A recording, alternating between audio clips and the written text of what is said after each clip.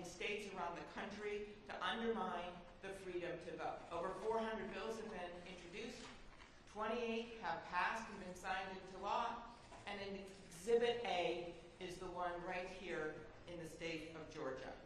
We are here to listen to people in Georgia about the changes to the state's voting laws, and we are here to discuss why it is so critical for Congress to enact basic federal standards to ensure that all Americans can cast their ballots. I would like to thank my colleagues who are in attendance. Of course, Senator Reverend Raphael Warnock. I got the privilege to attend Ebenezer with him yesterday. And also Senator Ossoff, who of course was also recently elected as a leader on this committee. And of course, okay, all right. We'll cheer for both Georgia senators, right? Thank you.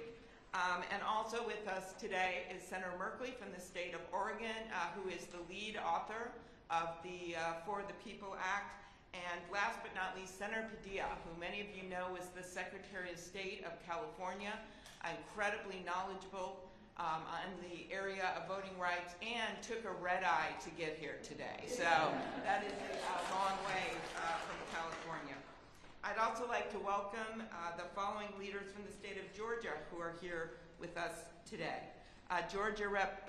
Billy Mitchell, who will also give a statement, who is the chair of the Georgia House Democratic Caucus and the president of the National Black Caucus of State Legislators. Chair of the Georgia Black Caucus of State Legislators, Senator Tanya Anderson, who I had the privilege to talk to yesterday. Representative Deborah Bazemore, who's with us as well. Representative Rhonda Burno, Representative Sandra Scott, and former Representative Cleo Washington. In addition, I want to welcome our witnesses, Senator Sally Harrell, right here, she wore the right color, matching with me. Ms. Helen Butler, well known to the community, and Mr. Jose Segarra, who I will introduce shortly. I want to thank Senator Blunt's staff who are here with us as well. The location of today's hearing, the National Center for Civil and Human Rights, is a powerful reminder of how our country has long fought against the forces of injustice, and that it has only been through the power of citizens standing up to the forces of oppression through speaking truth to power that change has occurred. This morning, we had the opportunity to tour the exhibits, and anyone watching today, I really urge you to come to this museum in Atlanta and tour this museum. You literally can sit at the lunch counter where the freedom fighters sat and have headphones on and picture yourself in that position, and how long can you sit there? How long can you tolerate it? There's another exhibit honoring Georgia's own hero, Representative John Lewis, who passed away just over 1 year ago, who never gave up on justice, never stopped marching toward freedom.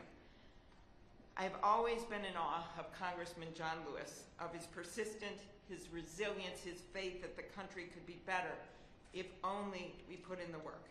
His faith in our country led him to coordinate efforts for the Mississippi Freedom Summer, recruiting college students from around the country to join the movement to register black voters in the South. And it took him to Selma, where he helped lead 600 marchers across the Edmund Pettus Bridge on that dark day that became known as Bloody Sunday. The horrific events of that day shocked the nation, with marchers attacked with billy clubs and tear gas. Congressman Lewis's skull was fractured. He bore the scars until the very end of his life. Soon after, President Lyndon Johnson came to the Capitol and, as he said, with the outrage of Selma still fresh, called on Congress to take action to guarantee the right to vote. Months later, with the help of former Minnesota Senator and Vice President Hubert Humphrey, the Voting Rights Act was signed into law. I was fortunate, like every single senator up here, at points in my life to visit that bridge. And one in particular stands out for me. It was actually the 48th anniversary. That weekend, after 48 years, the white police chief of Montgomery handed his badge to Congressman Lewis and apologized for not protecting him and the freedom marchers. 48 years is a long time for an apology. And it only happened because Congressman Lewis never quit fighting for progress, for civil rights, for economic justice. But now, over 5 decades since that day in Selma, and since the Voting Rights Act became the law of the land, so much of the progress that Americans have fought for, that are documented in this museum, that Americans have died for, is at stake. It is no coincidence that this assault on the freedom to vote is happening just after the 2020 election, when nearly 160 million Americans cast a ballot, more than ever before, in the middle of a pandemic, in an election that the Trump Department of Homeland Security declared the most secure in history. This year alone, as I noted, hundreds and hundreds of bills have been introduced. That is why we are here. We are here in one of the states today where legislation was signed into law by Georgia's governor in March. The new Georgia law not only limits the number and availability of ballot drop boxes and puts limits on the hours of early voting, it also strips power away from local election officials and ultimately puts it in the hands of the state legislature, something that Reverend Senator Warnock has introduced a bill to change. This new law also reduces the time for runoff elections from 9 weeks to 28 days.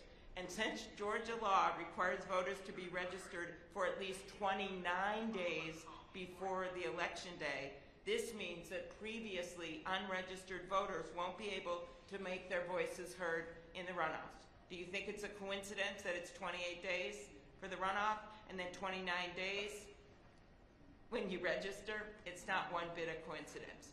It is a blatant exercise of raw power. It also limits early voting for runoffs to 1 week, Monday through Friday, so you can't vote on weekends, allows a single person to challenge the registration of an unlimited number of voters, and makes it a crime for volunteers to give food and water on a nonpartisan basis to people in line. With similar bills now being considered in state legislatures across America, or signed into law already, this is a coordinated effort to limit Americans' freedom to vote. Our Constitution, in Article 1, Section 4, has equipped us to do exactly what we should do. That provision makes clear that Congress has the power to make or alter laws governing federal elections at any time. It is as clear as day. We must meet this moment. As President Biden said in Philadelphia last week, this is the test of our time.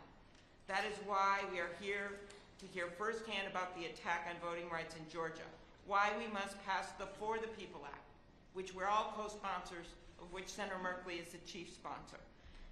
This would create those basic federal voting rights that are allowed for by our Constitution, that were clearly anticipated in our Constitution, as well as cut down on the dark money in our politics and do something about ethics reform.